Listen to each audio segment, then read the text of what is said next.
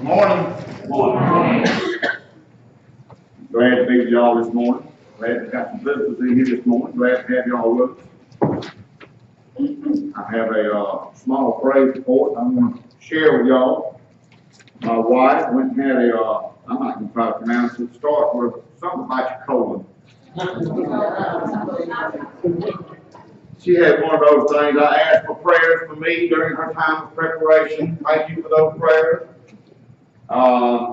Had to take her down there. We had to be down there at like 6 o'clock in the morning, so we had to leave. We left with the chickens and got all the way to Augusta, and she went in and got ready for all the preparations and all that stuff. And they asked me to come back there in the little room with us, so I went back there and sat down. And when I walked back there, she was sitting with a little hat on her head and all this stuff. And she had a gown on. I said, "Well, I'm doing the husband thing right now, so I feel like I'm doing my husbandly thing."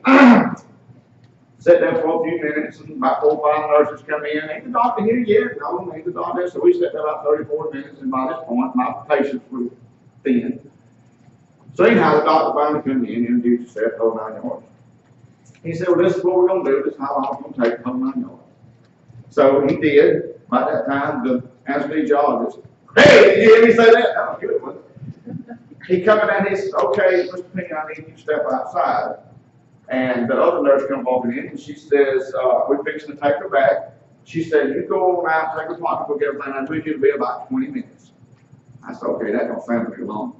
So I said, "Okay." So I go outside, walk in and sit down in the lobby, get up, go get my Bible, something in the Jeep. I walk back in there. And by the time I get set down good, get comfortable, start reading, nurse, "Mr. Pinion, is there a Mr. Pinion?" I said, "Yeah, that's me." "Come on back, your wife is ready. She's just now waking up." Get all downhill from here. Should have waited another 20 minutes. I walk back down, and this is where I This see. was going to happen.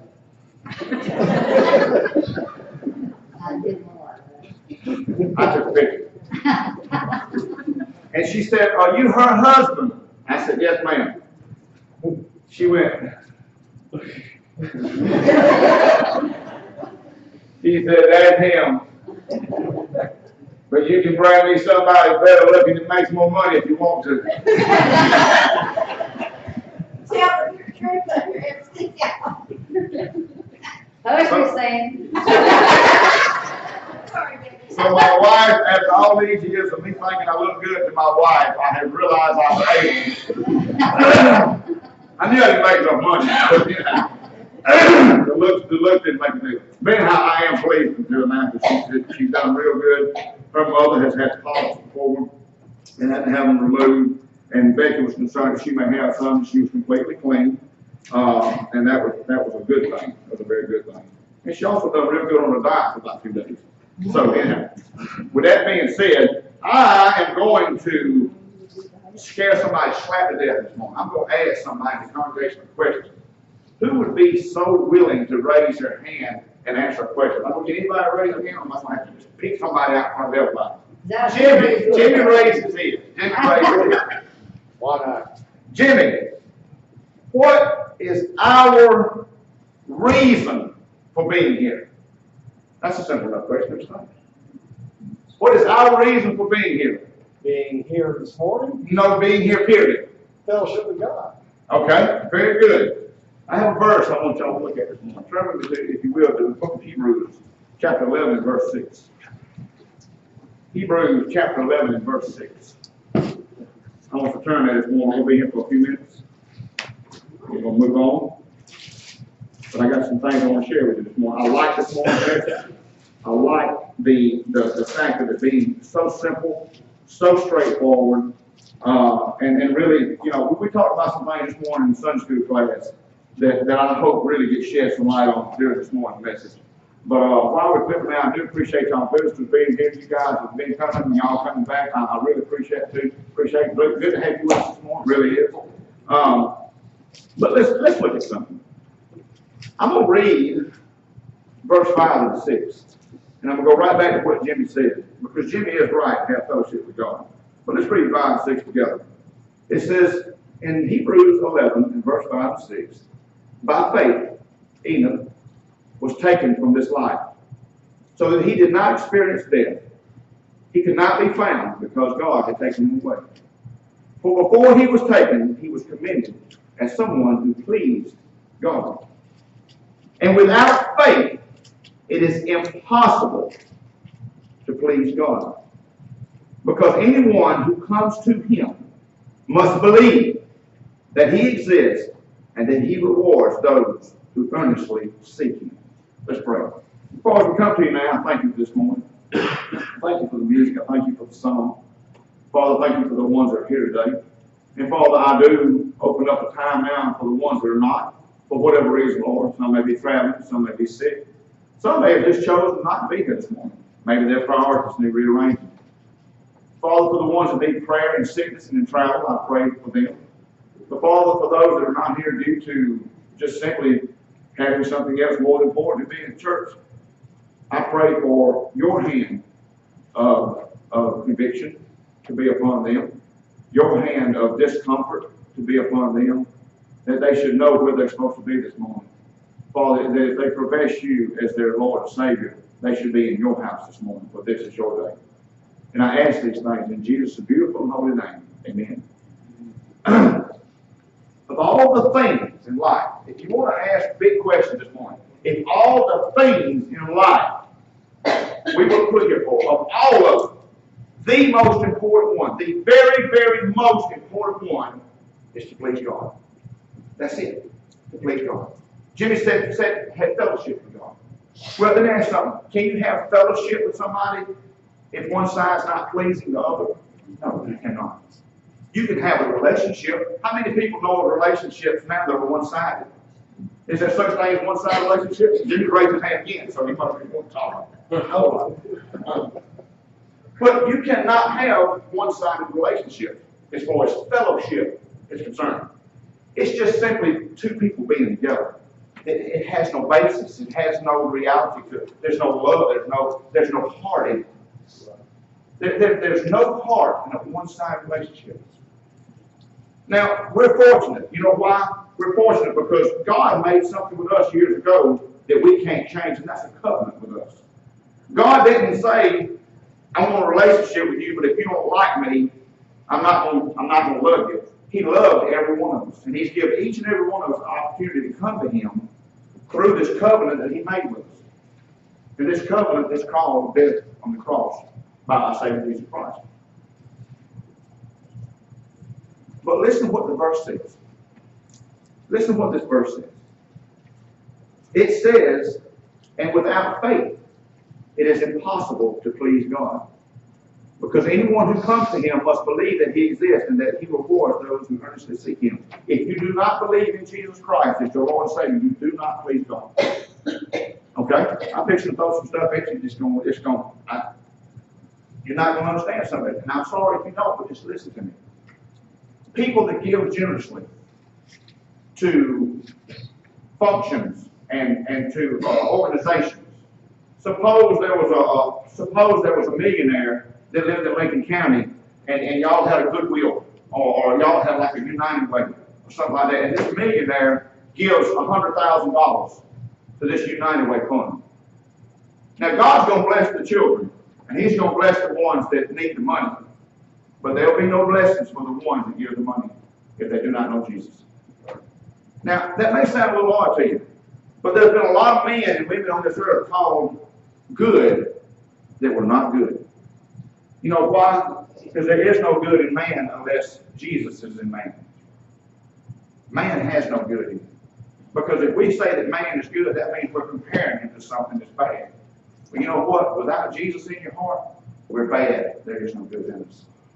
So for anybody to think during the election time, or during the time of Christmas, or during the time that there's functions where money is being raised, if anybody thinks they're punching their Sunday time clock by giving a big old whole lot of money, or showing up and maybe cleaning up or sweeping up, or maybe a storm comes through, if anybody comes during a time when a storm has come through, and I don't know how many of you have ever done that, but I've been kind of in part of going and helping like disaster relief and things like that before. But anybody that shows up, you can work from the day the work starts to the day the work stops. But if you know not Jesus Christ, you've done nothing that pleases God.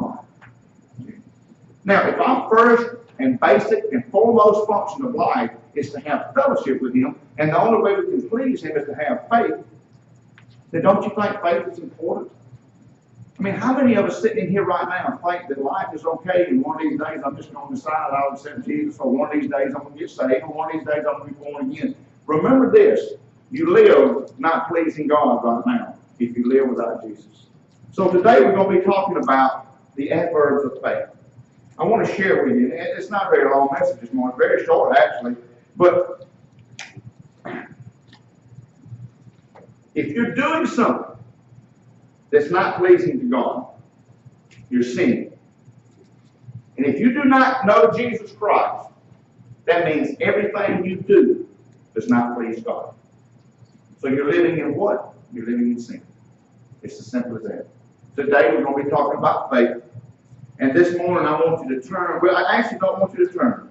I actually want to read something to you this morning. And since we have different translations, and since we have some people that read the NLT, we've got the NIV, we've got several different actual translations in here. I want to read something to you this morning out of mine. And I want you, if you will just please me long enough just to listen to what I have to say. I want to read something to you. It's not very many verses, only 12 verses. I'm going to be in the book of Exodus, but I'm not going to tell you what verse of law you want to turn there anyhow. But I want to read something to you. And I want to share this with you. And this is something I heard on the radio the other day. There was a guy talking about this, and I've kind of taken it and put my pen and put my colors on it. But we've all heard that. Has anybody in here never heard of the story of the Israelites being brought out of bondage by Moses? Has anybody in here ever heard of that? Not heard of that? Does anybody in here not know what I'm talking about when I talk about the Israelites in bondage? Okay? So everybody knows. Everybody knows that Moses and Pharaoh had been going back and forth, back and forth, back and forth.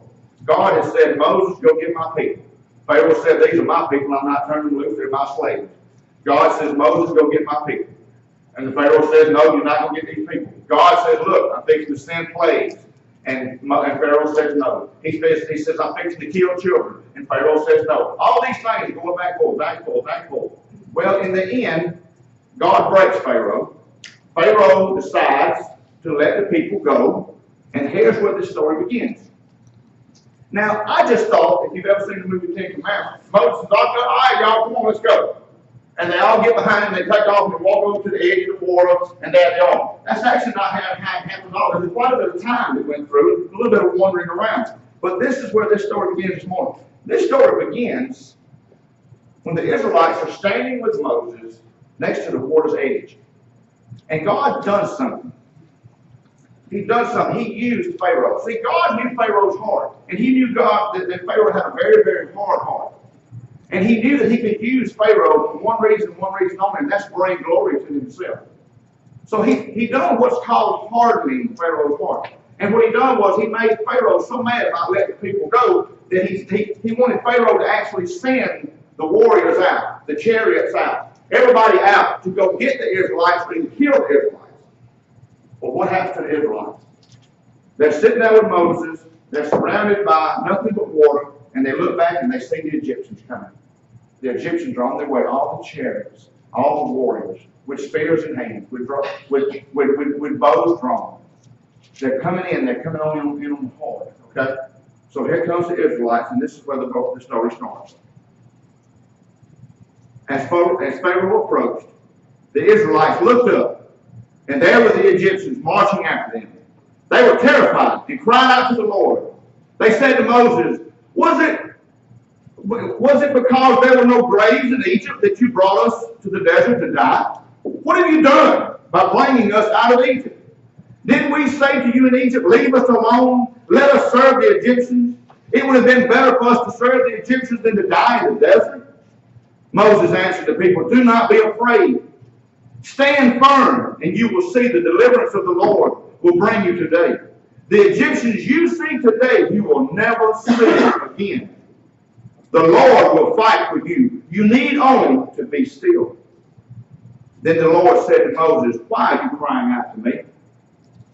Tell the Israelites to move on. Raise your staff and stretch out your hand over the sea to divide water, so that the Israelites can go through the sea on dry ground. I will harden the hearts of the Egyptians, so that they will go in after them. And I will gain glory through Pharaoh and all his army, through his chariots and his horsemen. The Egyptians will know that I am the Lord when I gain glory through Pharaoh, his chariots and his horsemen. Listen to this very closely.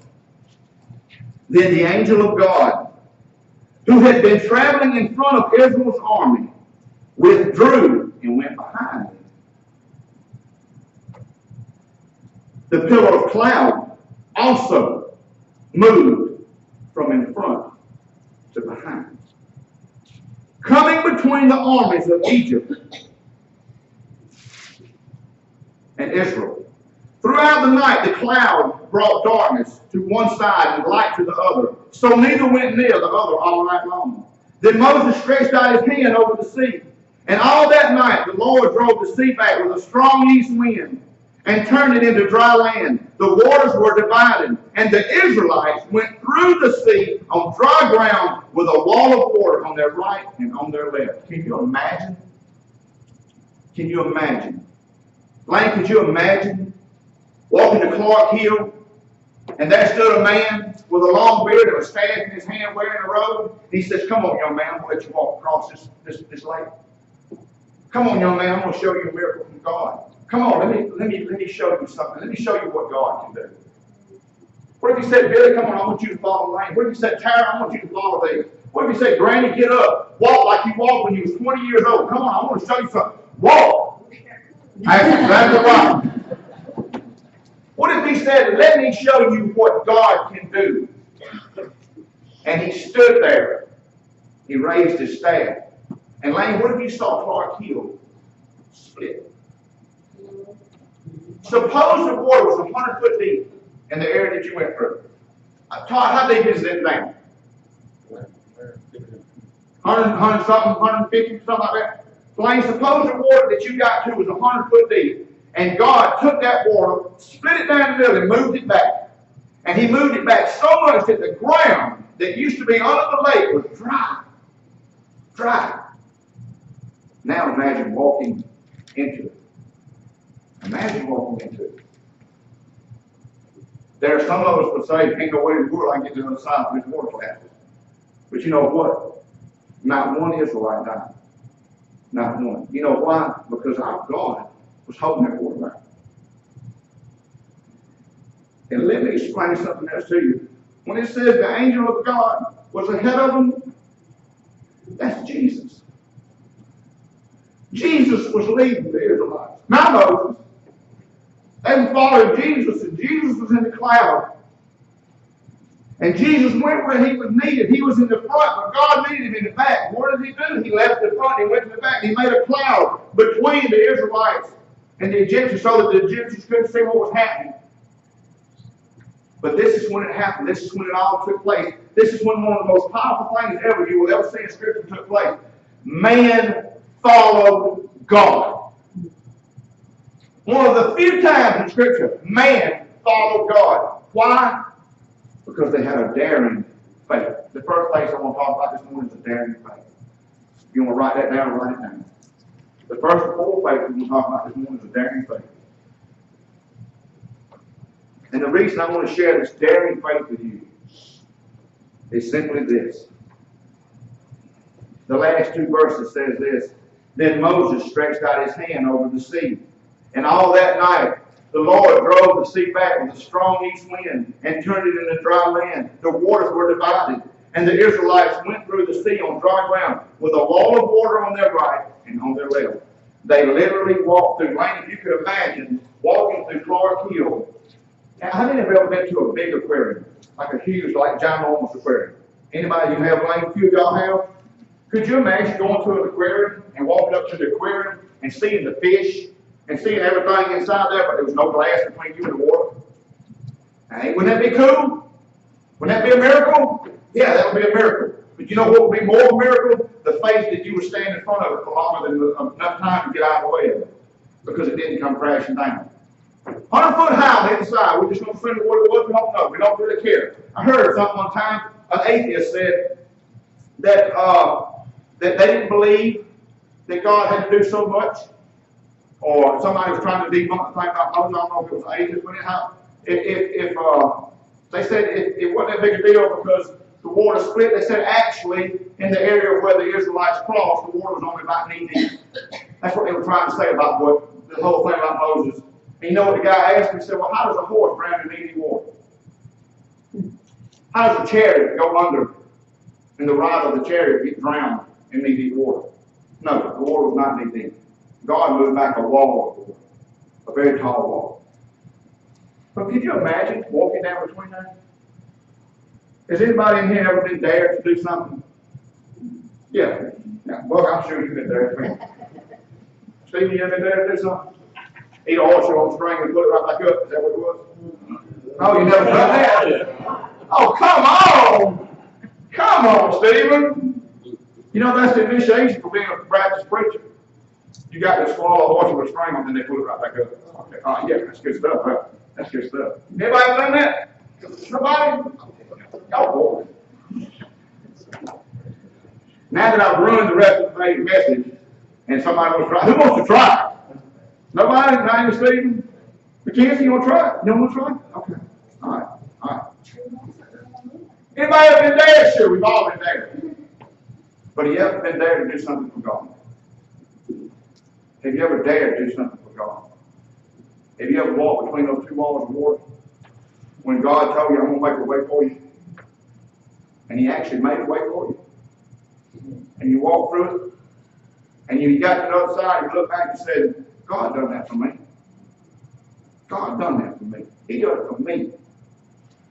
See, each one of them Israelites got to understand, He done it for each and every one of them. He didn't do it for the Israelites. He done it for this Israelite and this Israelite. And this. He done it for each individual one. As a group, but as an individual.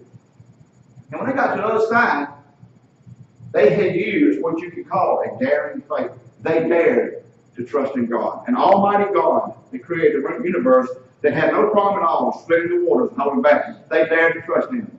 And what did He do? He delivered them out of bondage. That's when they escaped the Egyptians. Does anybody know of any other time after that Moses and them had crossed the Dead Sea or the Red Sea? Did the Egyptians bother them anymore? I don't think so. No. They had a daring faith. Think about that today. Have you ever had a daring faith for God? Have you ever done something for God when He just told you, look, I'm fixing to make a way for you? Will you just trust in me? And you have a daring faith. I want to ask you if you had that this morning. The next thing is I want to turn over, and if you will, let's turn over to Exodus 15. Exodus 15.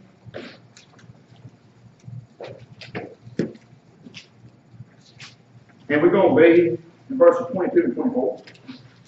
Exodus 15, 22 through 24.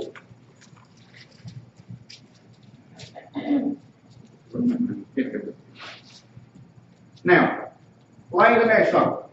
If you had just walked through the Clark Hill Lake and God held the water back all the time, you walked all the way across. Now, I don't know what the public point is, but I'm sure in some places there's at least a mile across the lake. Yeah, easily in some places.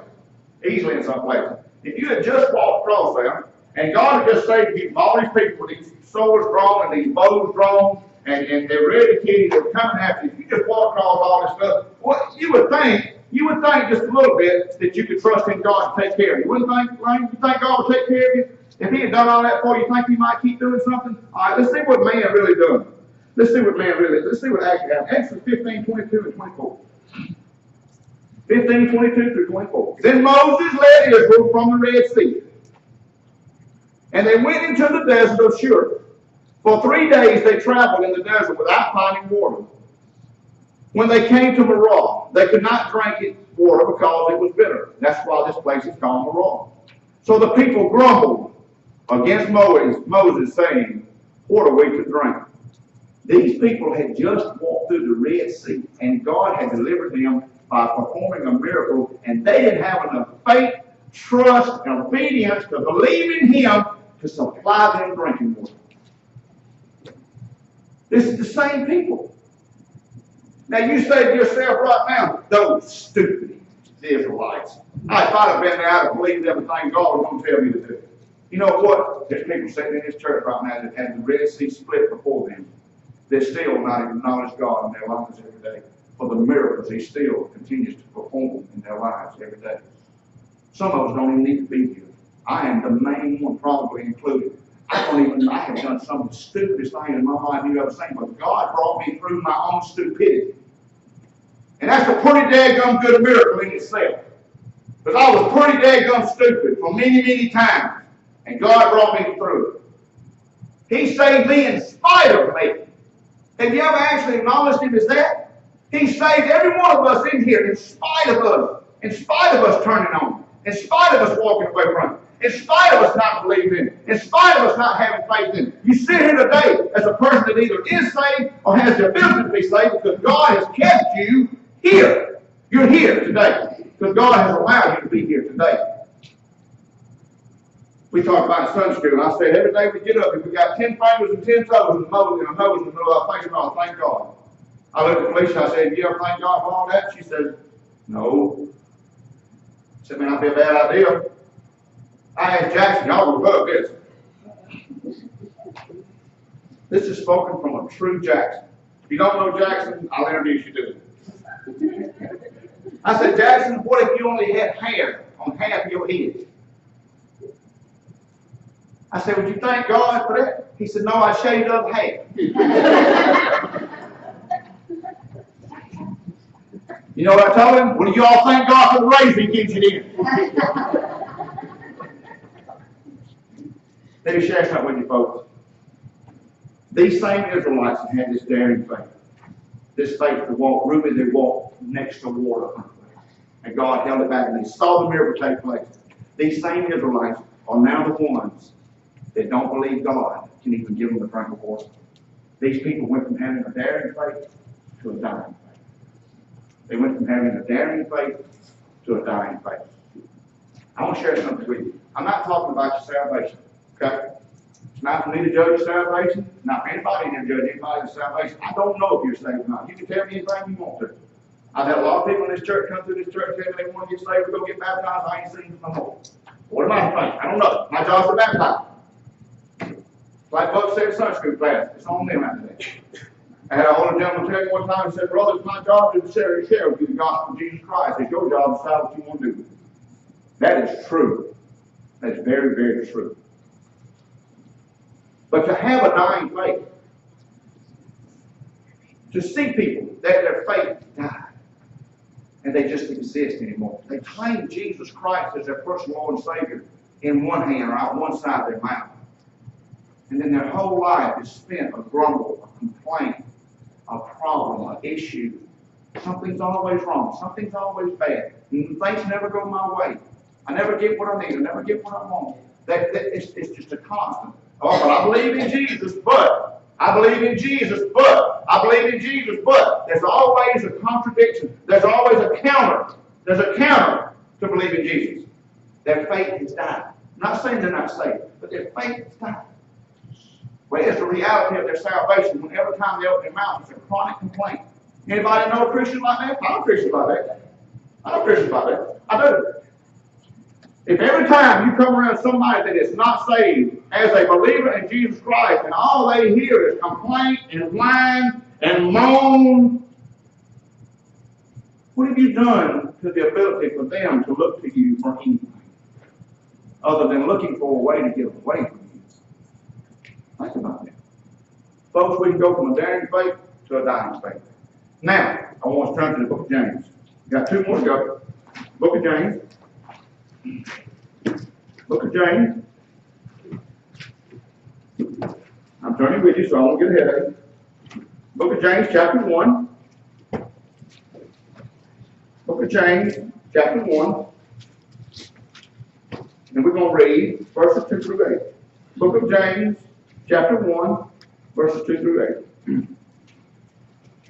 For those people that we know of that profess Jesus out one side and whine and complain out the other, let me explain something to you. There's verses about you, and there's verses about them. James talks about you. In James chapter 1, verses 2 through 8, listen to what James has to say. Consider it pure joy, my brothers and sisters, when you face trials of many kinds, because you know that the testing of your faith produces perseverance. Let perseverance finish its work so that you may be mature and complete, not lacking anything. If any of you lacks wisdom, you should ask God, who gives generously to all without finding fault, and it will be given to you. But when you ask, you must believe and not doubt. Because the one who doubts is like a wave of the sea, blown and tossed by the wind.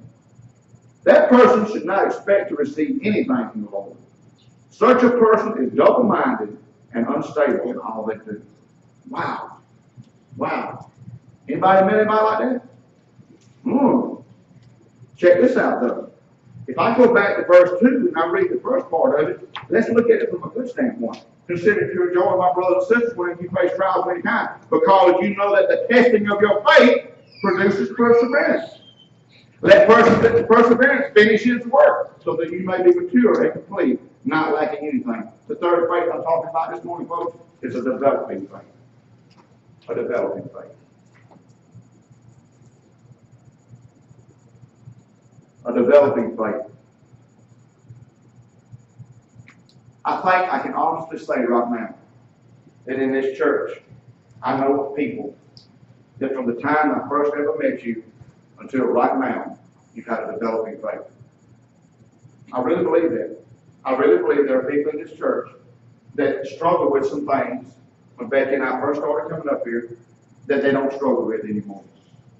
I think that there are people in this church that have some problems in their life, and I was blessed for God to use me to try to help them in some of their problems, and they've used Becky. But more than anything, he's used his pulpit, he's used his word to reach out to people in this church. And I honestly think, I mean, if I were to ask for a show of hands, anybody in this church grown any in their faith since they come here, I would hold my hand up. Would anybody else? Would anybody else? We got people that would hold their hand up. You know what? That got nothing to do with me. Nothing whatsoever. It's got nothing to do with me and Becky. It's got nothing to do with Little Plain of Pinion. It's got nothing to do with the homecoming or vacation Bible school. It's got nothing to do with anything. It's because we made the choice ourselves to develop our faith. Because we put our faith in the one that gives us our faith. If you've got your faith in anything other than Christ Jesus, your development is getting you nowhere except one place. That's from Jesus. That's all it is. I ask you now, do you have a developing faith? Are you the same person now you were 5 years ago? You know, that is not a hard question to ask, and it's not a hard question to answer. If I were to ask each and every one of you right now that have been at this church with me and Becky since the beginning, or even visitors that are here today that's been church or not been to church, I don't care, whatever it is you hear today. So hear what I've got to ask. Are you the same person now that you were 5 years ago? Are you stronger in your faith? Are you idle in your faith? Or are you further from your faith? It is three answers. They're not hard to figure. And the easiest way to figure out where you're at is look at what you've done in the last 5 years. Not for me, not for the church, not for my wife, not for no Sunday school teacher. What have you done for the Lord in the last 5 years? If you've done nothing, you have done nothing as far as your faith is concerned. Your faith is either idle or it's dying. I ask you, can you honestly sit here and say, my faith is developing? It has been developing for the last 5 years, and it's still developing. Let me tell you something. With God, either you're moving forward or you're going backwards. There's no idle. Okay? There's no idle. Because the world's leaving you behind. And the things you need to be knowing about day-to-day life and how to cope with what Satan is bringing up next is moving on. And if you sit too long, Tom Hall says you're going to soak and you're going to sour. If you're not moving forward for the Lord, you're moving behind. That was the third. Now I'm going to ask you something. And I want you to turn with me, if you will, to the book of Galatians 5 and 22. That's our last verse. The book of Galatians 5 and 22.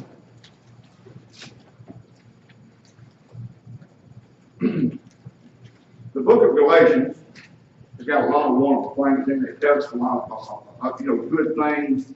It explains a lot of things to us. But today, I want to share something with you. We're going to look at some verses, and it's actually just 5:22. Actually, it's 5:22 and 23.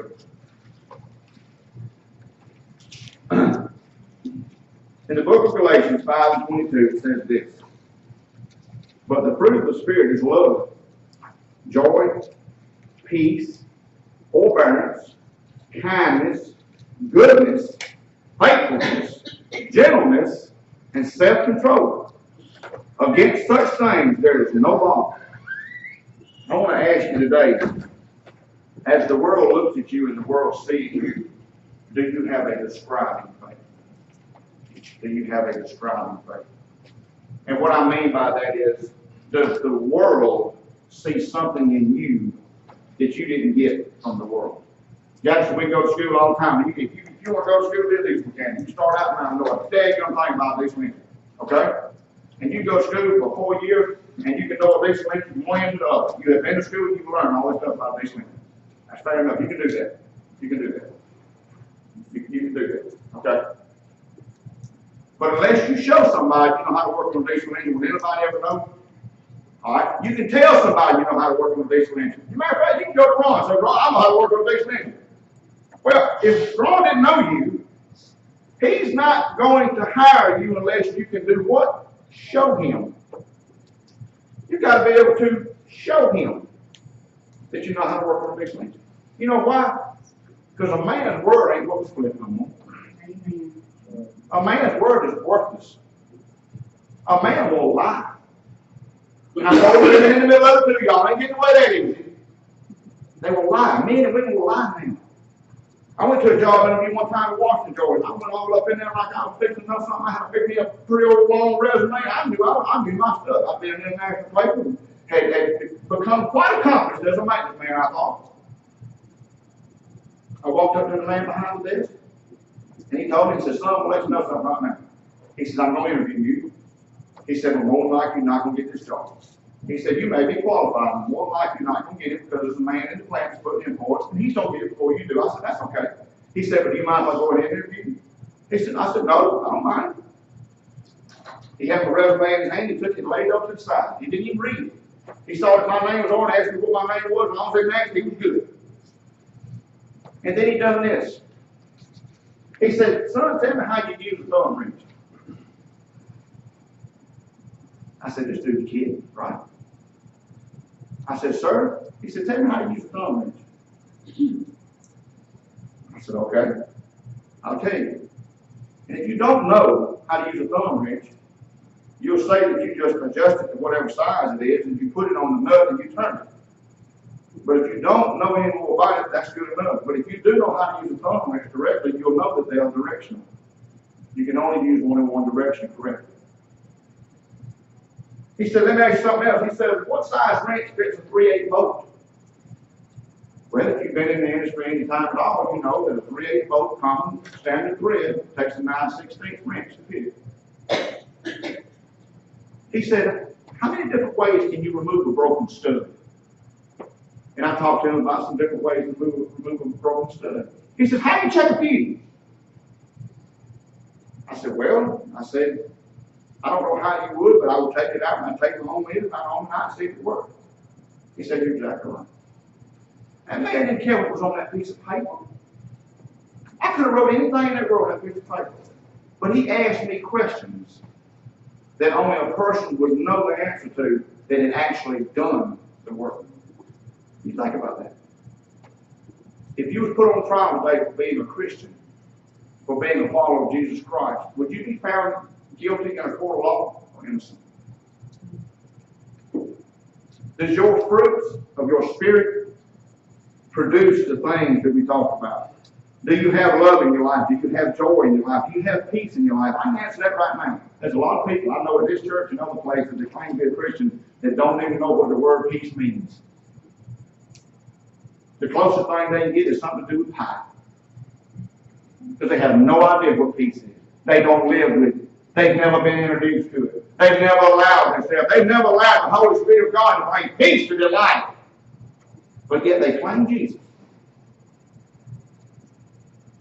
Forbearance, kindness, goodness, faithfulness, gentleness, and self-control. I struggle with some. Amen. My wife does not struggle with honesty. She told me.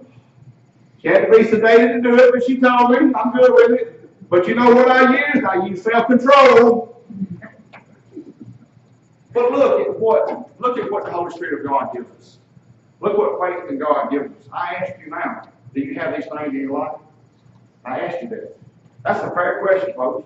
That's not a hard question.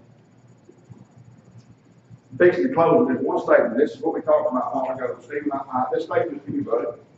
Our biggest problem is that our faith is so weak, we let others dictate and influence how much faith we really have. I'm going to say that again. You know why? Because it's worth saying.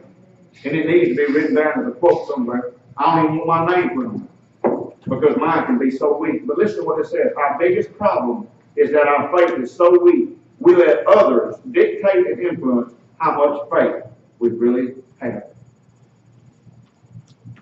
Don't trust me. Don't trust a Sunday school teacher. Don't trust a teacher at school.